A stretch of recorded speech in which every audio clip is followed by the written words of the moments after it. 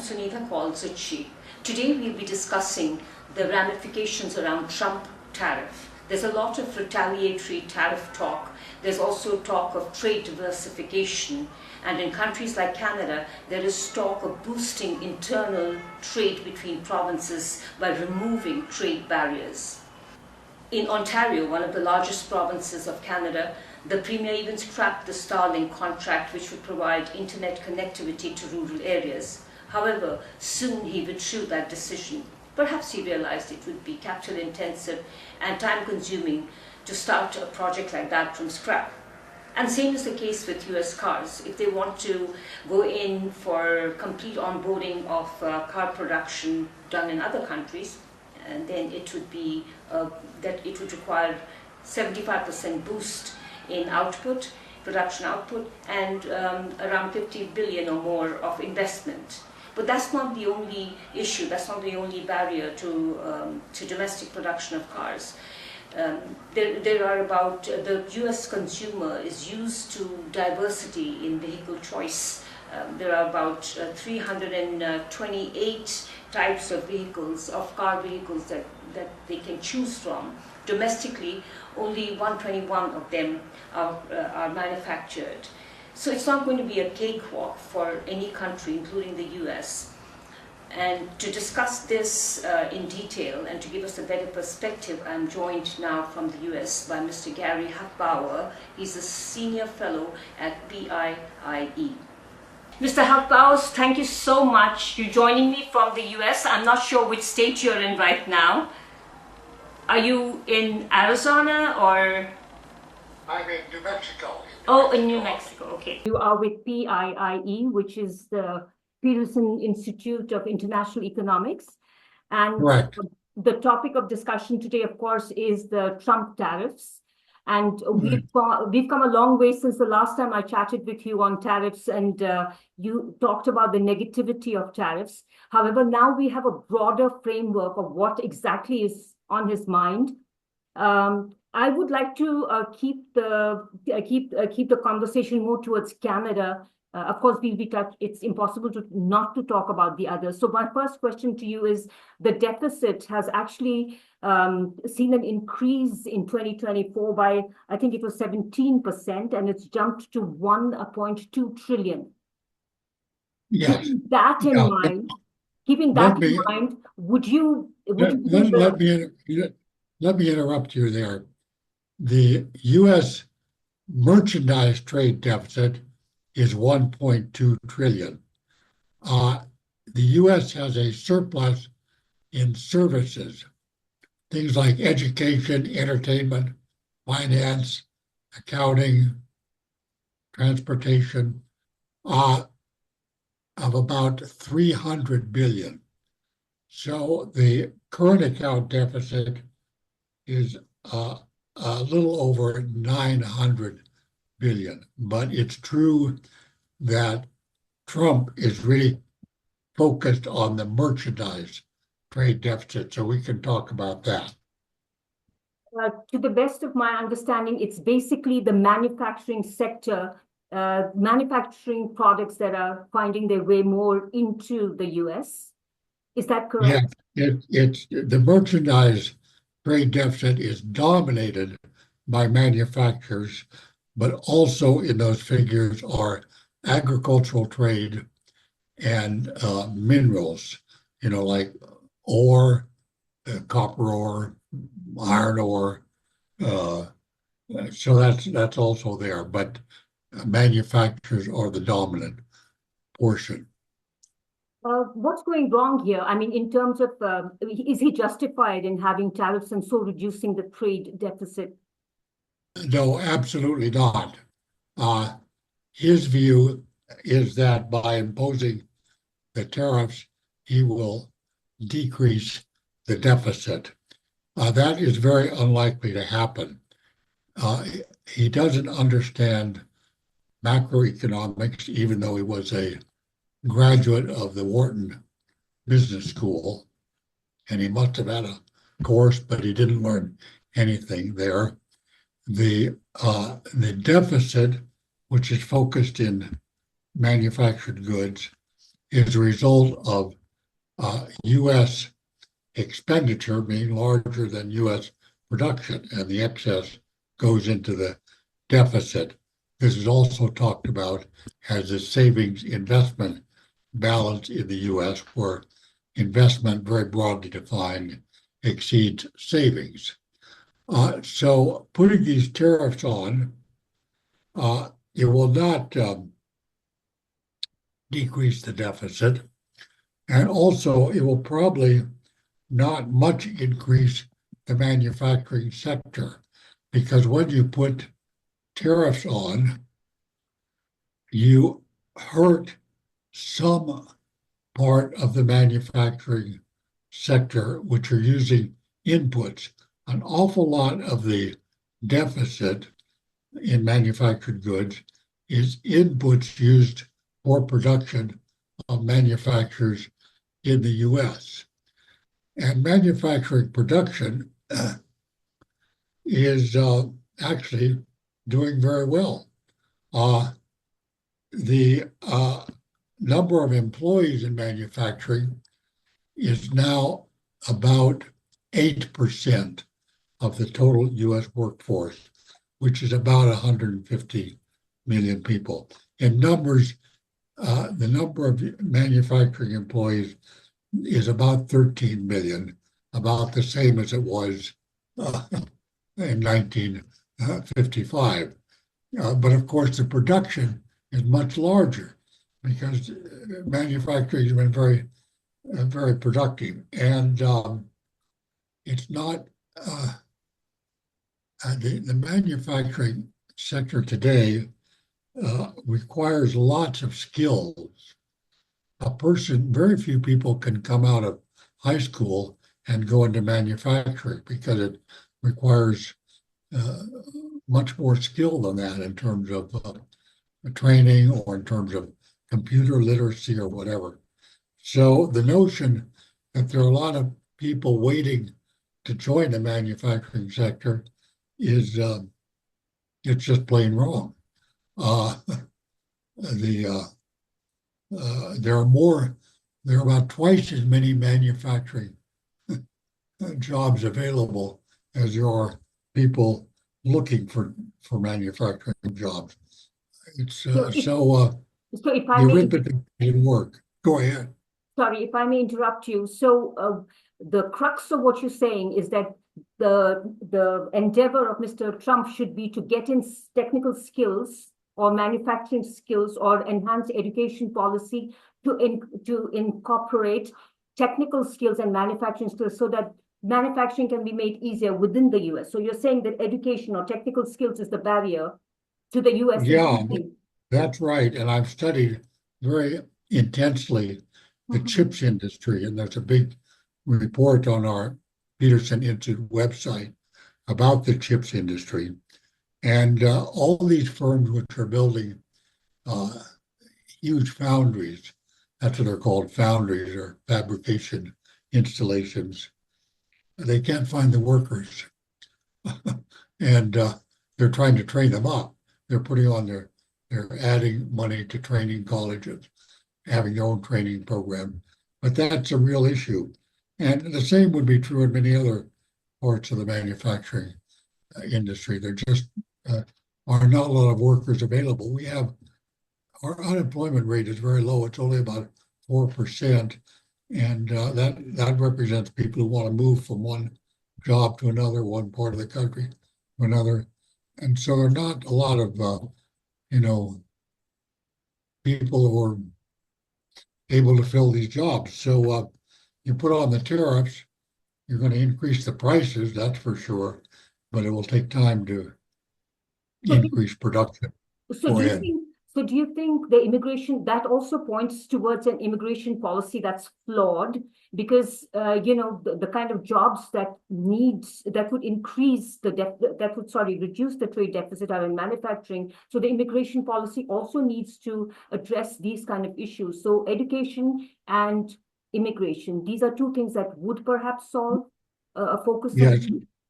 Well, the immigration is a slightly different story. Most of those workers, those immigrants whom Trump is trying to get rid of.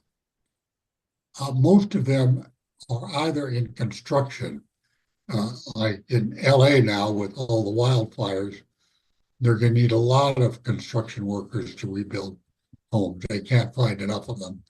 But generally speaking, construction work, and I've seen that up here in my part of northern New Mexico, you get immigrants in the construction work because that doesn't take quite so much training to do the basic job, not electricity, not plumbing, but putting on drywall and TVAC roofing. That can be learned pretty quickly.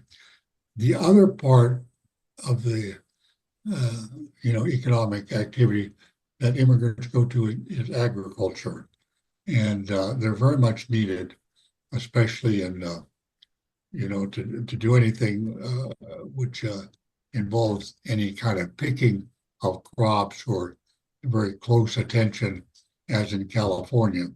A lot of fruits and vegetables there. So those are the two areas as these immigrants are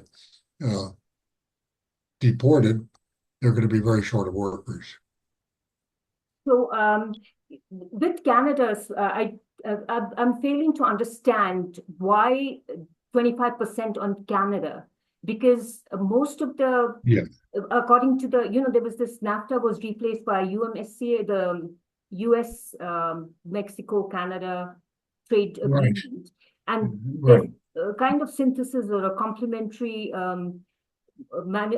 complementary trading going on, or so I don't understand why 25% on Canada when most of it is oil. Well, So I agree. It's very odd. Here are the numbers. I've looked at them. The U.S.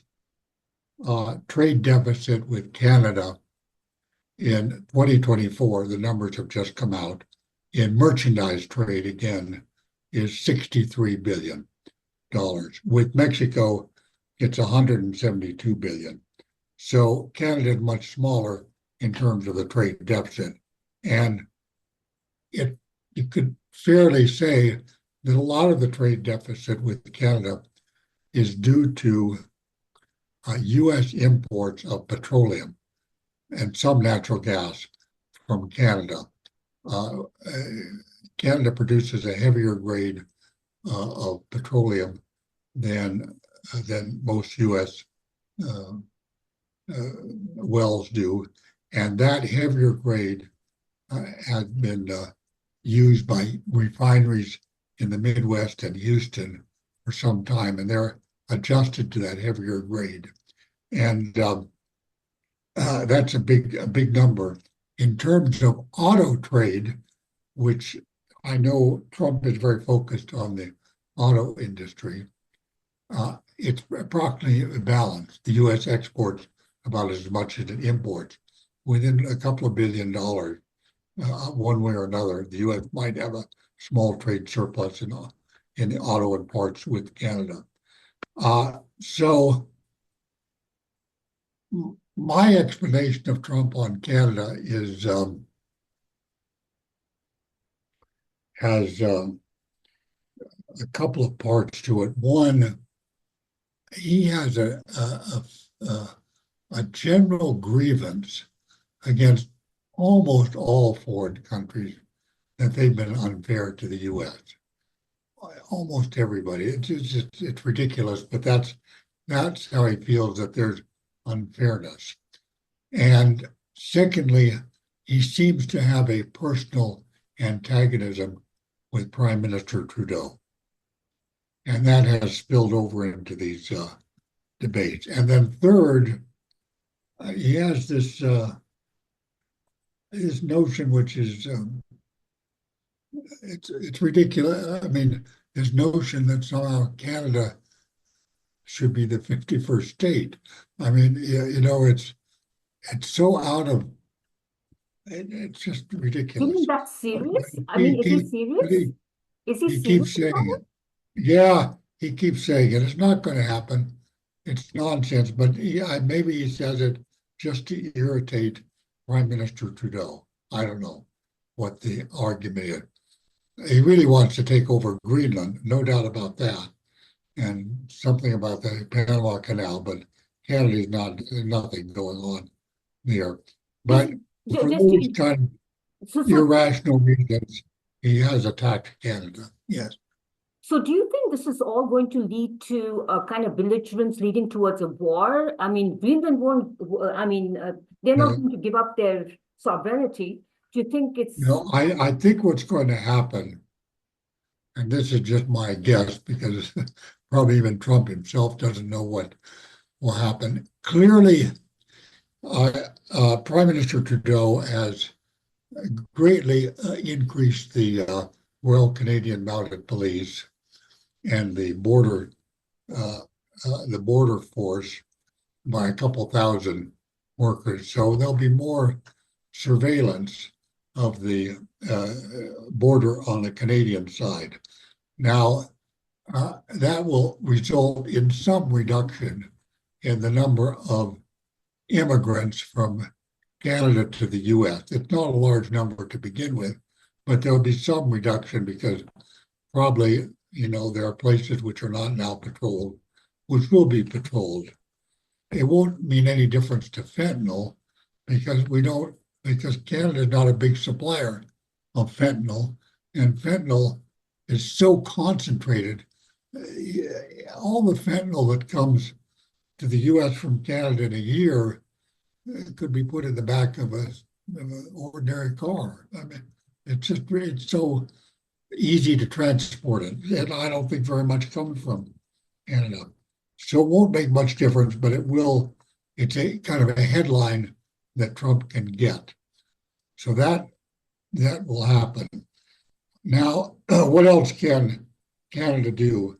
It is possible that there could be some uh, solution to the long-running battle between the U.S. and Canada. This goes back to 1980, so it's more than 40 years over lumber. Maybe there'll be some agreement over lumber shipments, which the U.S. needs now with all these hurricanes and wildfires and housing shortages. It needs lots of lumber, so you would think there'd be room for an agreement. Um, I'm not sure what else. Maybe Canada will purchase more military equipment from the U.S. The U.S. definitely wants Europe to purchase more, but it may also turn to Canada. So those are the kinds of things that might happen to resolve Trump's grievances with Canada. do you think that the USMC, I call it US-Mexico, USMCA agreement, it's coming up for review in 2016, I think. I think the next year. Do you think that's passé, and do you think there's something new that will be replacing the agreement? Considering that he has Mr. Trump now is focused more on inward investment rather than trade expansion, or I think he wants more investment into the US. So do you think there's going to be Yeah. something that will replace, or or it will be Yeah, we're beginning to we're putting on our website a USMCA microsite, and I'm working on that, and there'll be more additions next week. You can look it up right now. It has a lot of data on the trade flows and so on. But if the USMCA survives, obviously if Trump puts 25% tariffs on Canada and Mexico, maybe the agreement just doesn't. The paper may still be there, but it has no real meaning. But if we get over this current battle which Trump has initiated, which I think is easier to get over with Canada than with Mexico, there are issues. I mean, there are serious issues which we are covering in our microsite. Okay, one of them is digital taxes. Canada wants to impose a digital tax. It also has, and this is different, an online streaming tax. The US objects to both of those taxes. So that's a point of negotiation which could come up during USMCA talks. if there's serious talks about issues. Next is farm trade. The USMCA, like the NAFTA before it, excludes large portions of farm trade from the general free trade regime.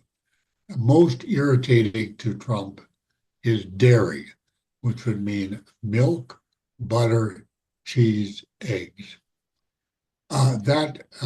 There's tight limits on that. They've been somewhat relaxed, but not nearly to the extent that U.S. dairy farmers would like to see. The amount of trade is not very large. It's a couple $2 billion, and we have the numbers in our website, but it's a big political irritant. There's also irritation about, the supply management program that Canada has, which is very focused on dairy, but also covers some other crops. So that's there. Now let's see. There are other issues those are some of the issues that we will cover. You think it's going to survive? What? The USMCA, or will it be scrapped? The USMCA. Will it be scrapped? Well, that's the big question. That's the $64 question, as they say.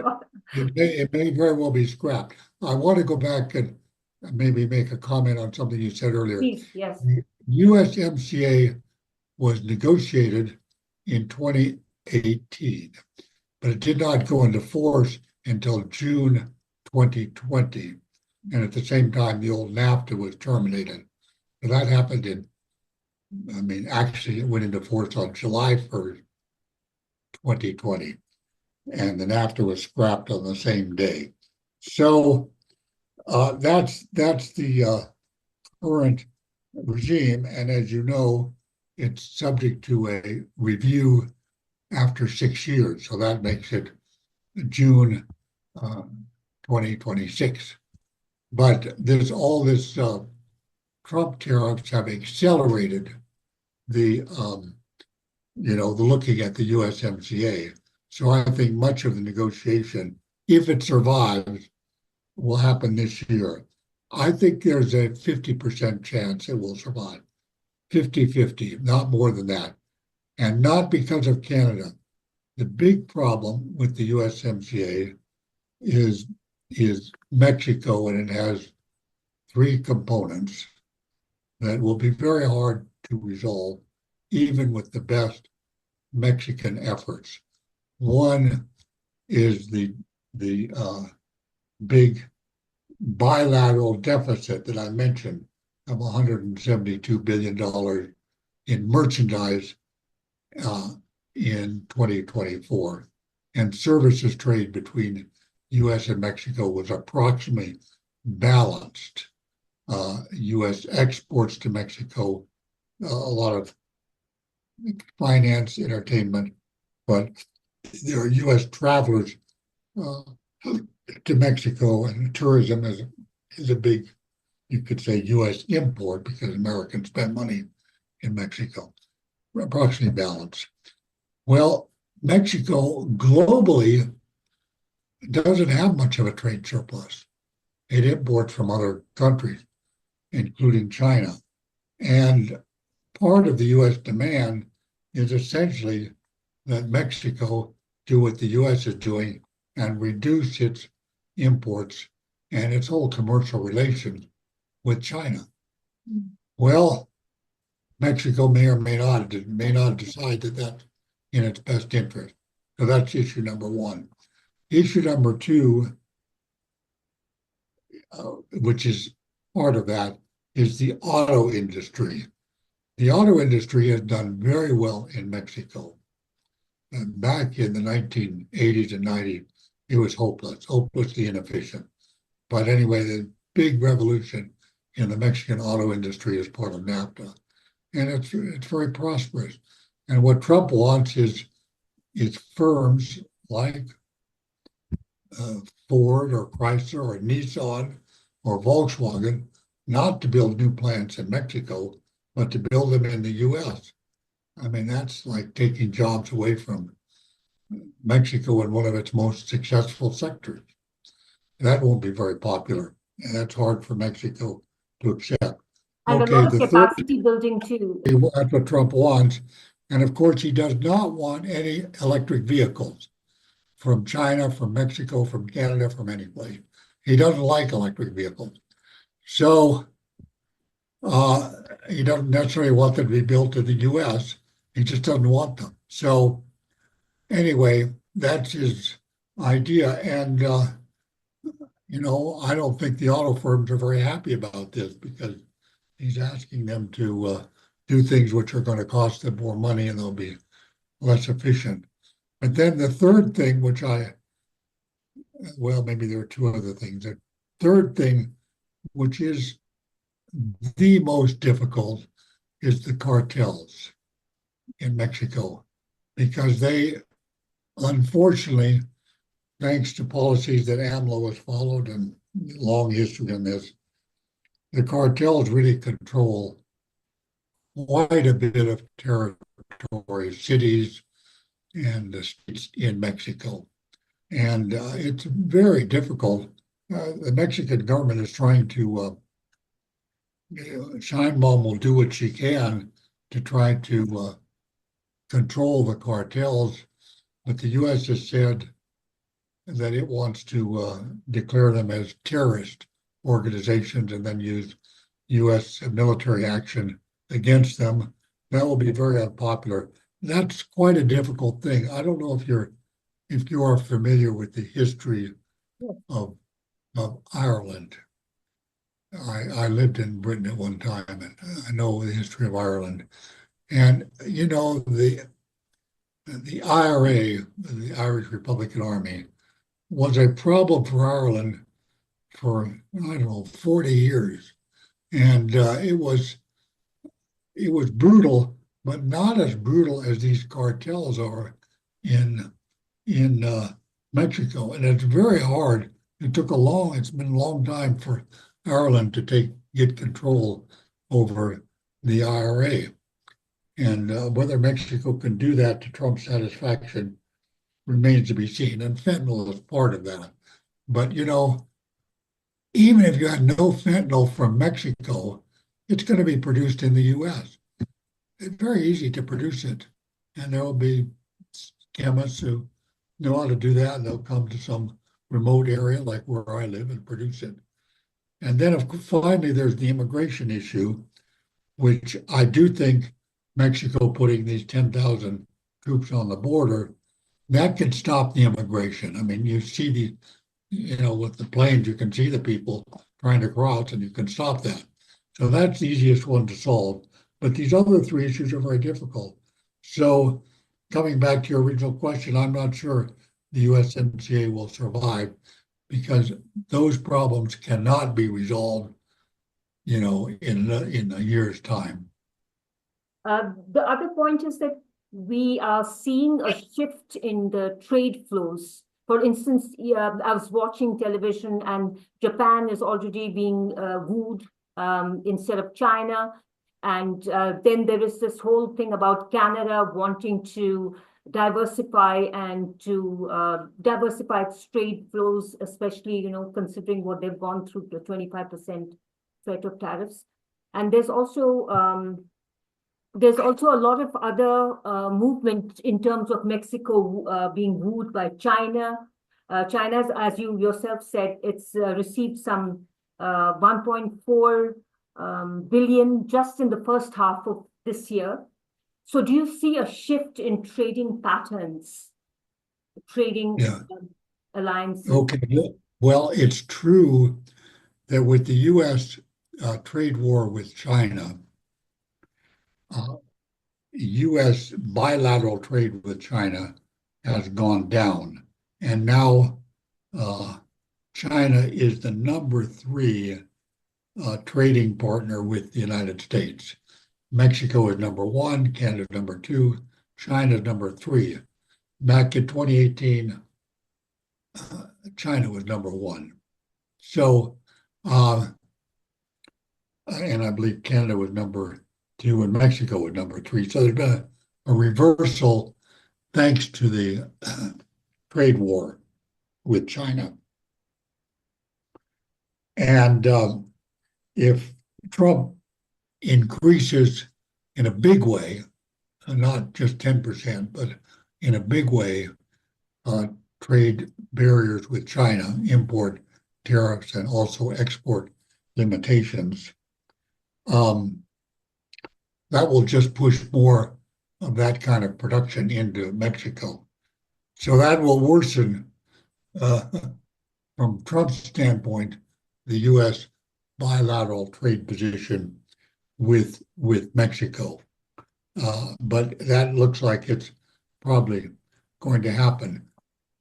To date, up to this point, there are various estimates, and we've looked at all of them, of how much Chinese investment is in Mexico.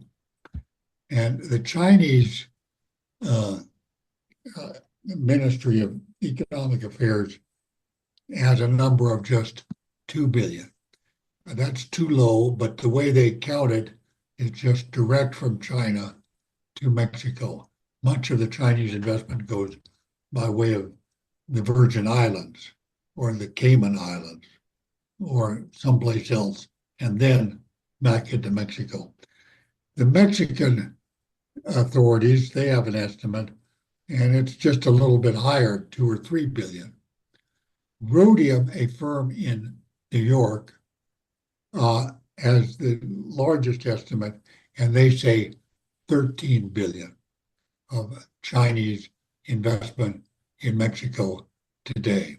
Well, so even if the largest number is accurate, that's much smaller than European, U.S., Canadian, Japanese, Korean investment in Mexico, which is several hundred billion. So far it's not a big thing, but the fear by the U.S. is that it will become a big thing, and it doesn't want it to grow. What's your best bet on where it's all going to lead? Right now, it's under abeyance. I mean, he's given them a Could you repeat that? Best bet on? What's your best bet on what's going to happen now? Is he going to, after a month, actually impose these tariffs? Yes, well, that would be my best bet, that he will not necessarily impose them at a 25% rate, maybe at a 10% rate. Trump will say, okay, there's been progress, which there, in terms of the issues he mentioned, there has been progress. More police and troops at the Canadian and Mexican border, and maybe some reduction in fentanyl imports from Mexico. I doubt it, but maybe there is some reduction.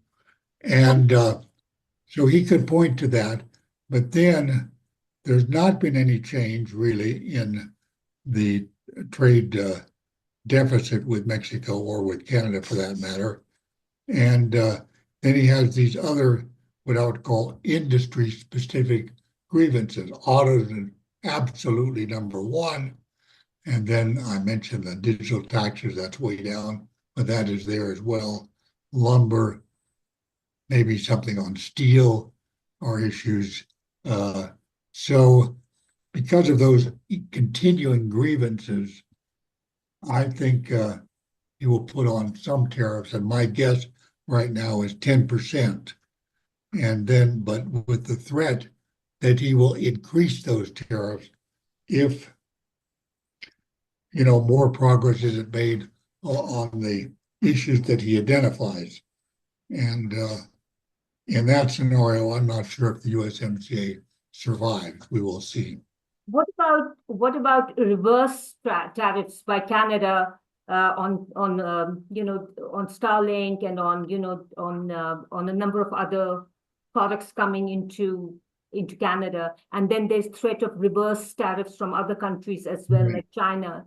That's going to hurt U.S. businesses. Is that going to? Oh yeah, it will hurt, and I'm expecting China and Mexico will both retaliate if, in fact, Trump puts on 10% tariffs, and they will do this, what I would call precision retaliation.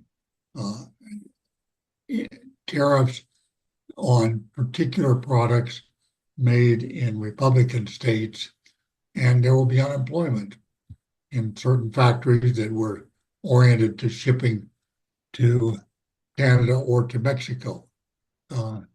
If I just take the auto industry, there's an awful lot in Canada and Mexico of auto parts or assembled autos that come from Canada or Mexico into the U.S. that involve U.S. production. And small firms that supply the big auto assembly firms. And those small firms, they'll be hit. They'll lose jobs. But there are other industries as well. There'll be pharmaceutical industries. There could be entertainment. For example, Hollywood sells a fair amount in Canada, and Canada could say, we're not going to allow Hollywood movies to be screened in Canada, or they can only be screened a certain amount. And Canada said it might just completely ban Tesla sales in Canada. So there'll be a lot of this, what I would call precision retaliation, which will be painful to American firms. It won't be a big pain at a national level, but you'll get a lot of news stories about the loss of sales and jobs. Whiskey, for example, bourbon whiskey, that's something Canada will no longer buy, and neither will Mexico. And that's the kind of thing that will hurt. So I expect that. But then, if I'm right in my forecast that you get some U.S. tariff and then retaliation from Canada and Mexico, that makes the survival of the USMCA much harder. Thank you so much. Would you like to add anything? Any other thoughts? No, you've had well, the one thing I would add, and this is, I think, quite important, is that the U.S. and Canada have had, actually it goes back to the First World War, but especially during the Second World War and all the wars since then, Iraq, Afghanistan, very strong military cooperation. And the U.S. relies on Canada for detection of missiles coming across, the Arctic region. And that's critical for U.S. defense. And if Trump pursues these policies he has, I do think there will be questions in Canada as to continuing this very close security or military alliance with the country which has become hostile. The U.S. is being hostile to Canada.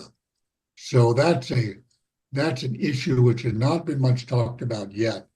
But I think if this goes forward, this kind of trade conflict goes forward, that will come into the conversation as well.